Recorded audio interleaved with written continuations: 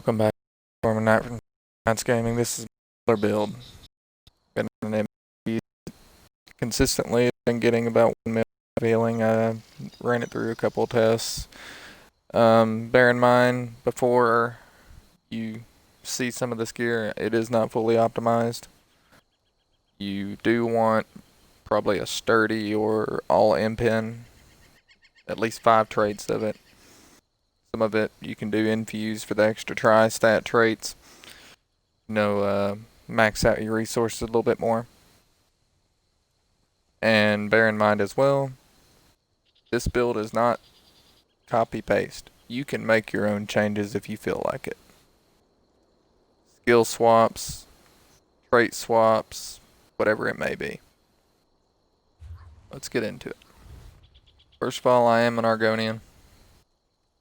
We are running 64 points in the Magicka, 38k max mag, 1700 mag recovery, 18k max health. It does get up to 25k.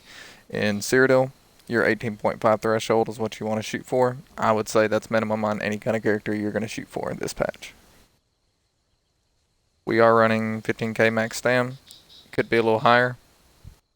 If you ran tri-trait glyphs, it would be higher.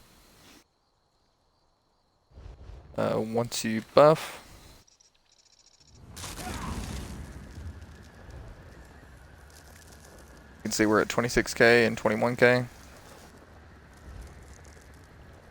And whenever you look at the physical resistance, it is kind of low at 21k. We are in light armor, and you can swap your monster set to whatever you need for the group you run. If you're in BGs, run what you want. It's solo queue right now. If you're in an actual composition group and you have multiple healers, be optimized. We are running Hittis as our main 5. That being said, you can swap it out for Curus of Arconach's Hope and run 5-piece heavy. If you're the only healer in the group, I would still suggest running 5 heavy, 2 light, and still running Arconach's Hope. Because being a Templar and having that fast res is insane. Getting into our second piece, we're running Winter's Respite. Yes, I know they're blue rings. Like I said, it is not perfectly traded, but it is still strong. Trust me. Now, for your options, you got Transmutation. It will give your group huge amount of crit resistance. In this patch, I know there's very low crit resistance because there's a passive gain from last patch. So a lot of people have been running high crit builds to counter that, and y'all are getting bursted. So running this really helps in a group. If you want to be selfish and just put heals on, Desert Rose is an option. You can run mythic items or Asylum Restoration Staff, Master Staff. If you want to run the Wild Hunt Ring, and you can still run these 2 sets on it. Or like if you want to run Snow Treaders and do the same, then you can just put Winter's Respite on this bar and Hittis on this bar. Or vice versa. Your choice.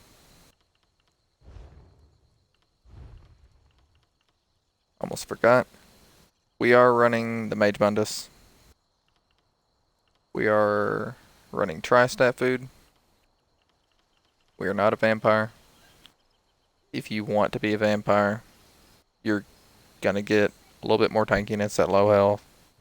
You can run the AoE stun. That's nice for a group, but it better be some really good group comp, because that is insane whenever you get into the skill cost increase and the damage increase.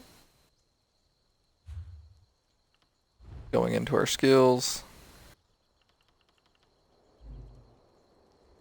running degen. If you want to run spell power pots, that gives you a extra slot, and it'll increase a little bit of mag regen that you get. So that's always a plus. I tested that a little bit. Repentance, I do think that is very vital. We are on our sword and board bar on this. So whenever your group's sitting there killing people and you get that repentance off, it's a big heal to your group, and you get your stamina back. Ready Mage Light. I'm running this on both bars. It's pretty insane, actually. Like, I used to run this back a couple patches ago, and then I ran into Inner Light with the max mag. I made this a damage build. So, converted it back, and it used to reduce the damage from stealth, but now it just reduces the stun from it. But you'd be insane with, or you'd be surprised with bombers and stuff like that, and how many AoE stuns there are, like time stop and stuff, out of invis, that I've actually been seeing it. Don't get me wrong, but this helps out quite a bit. Breath of Life, main spammable heal. It's basically your oh shit button. You see a dude that's really low health, it's going to hit even harder. If you're lower health, it's going to hit even harder. Think of it like Dragon Blood. Luminous Shards, going to be sustaining the group. This will proc your Winter's Respite, as you can see. Wherever you throw it is where the heal goes.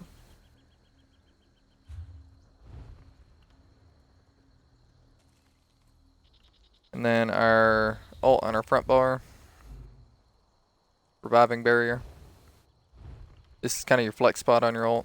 You can run Solar Prison. Gives major maim, gives us energy. Gravity Crush, stun everybody in the area. Huge synergy. If you're running with like a Magro, for example, it's going to hit really hard. Flex spot for your entropy, for example, you could run Living Dark, Radiant Oppression if you want a little bit more pressure on your enemies. Dark Flare for a little bit of Major Defile on the group.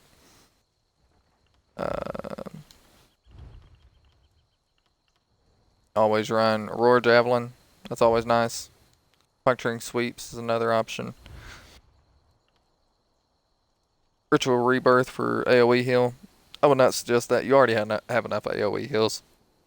It's a high cost too.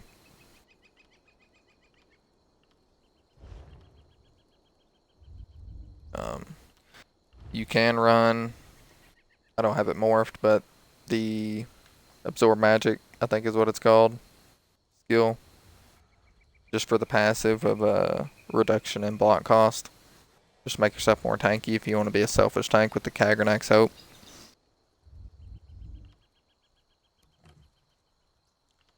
Running over to our front bar. Channel Focus. You can use the other Stamina Morph if you feel like you don't have enough stamina regen. Standard Ritual. Actually pretty powerful. Helps out the group. Will proc the Winter's Respite as well. This does proc Winter's Respite. Surprisingly. I don't know why, but it does. It's not a heal. Like, I don't get it. So whenever you first cast this, if you haven't casted your Winter's Respite yet, it's going to cast up underneath you. So instead of wasting your Winter's Respite, throw that shard first, or throw this first. Ready Mage Light, obviously, like I said before. Illustrious Healing. This can be swapped out if you feel like you want a different skill.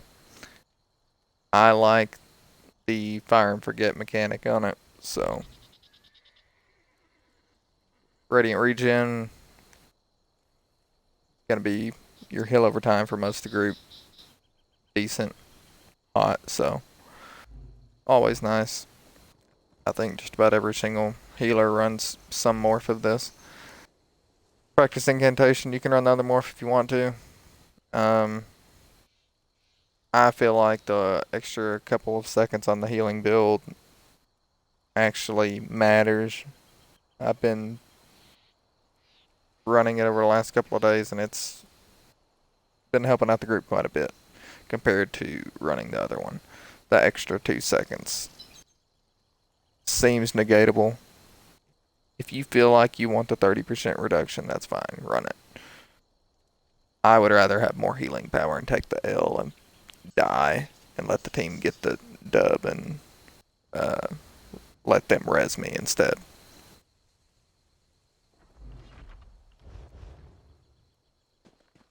Alright, so obviously, before you enter a fight, here's going to be your basic go in. You hit your Radiant Regen as they're charging into the group. Cast that for your Winter's Respite. Start buffing. Stay at a range. You know, if they're T-boning a group, go ahead and like cut them off there at the edge so that you can have maximized AoE. You know, you see a guy who wants that, that's fine.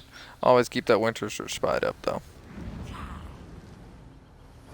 You see there's going to be incoming bursts from like a warden or something like that. You got to know mechanics. So being a healer, you want to really focus on class mechanics and know that if it's incoming, go ahead and start dumping hots and dumping everything you can. You see a necro, you know, with a crack in the ground or something, go ahead and dump that barrier.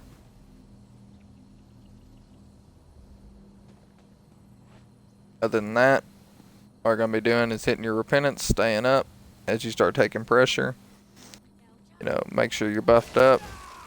Be casting that for your team to get them off of you. Purge any dots. Keep your hots up. Stay in all your hots. Your hitties will proc off.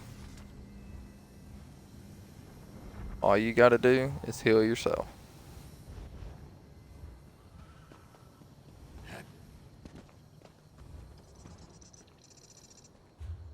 Alright guys, I think that's it for the build video. If you like any of the content that I've been putting out, I know I have several builds on my site already.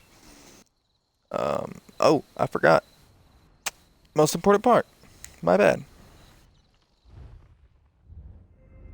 The champion points. 66 in Warlord. 76 into Arcanist. 44 into Tenacity.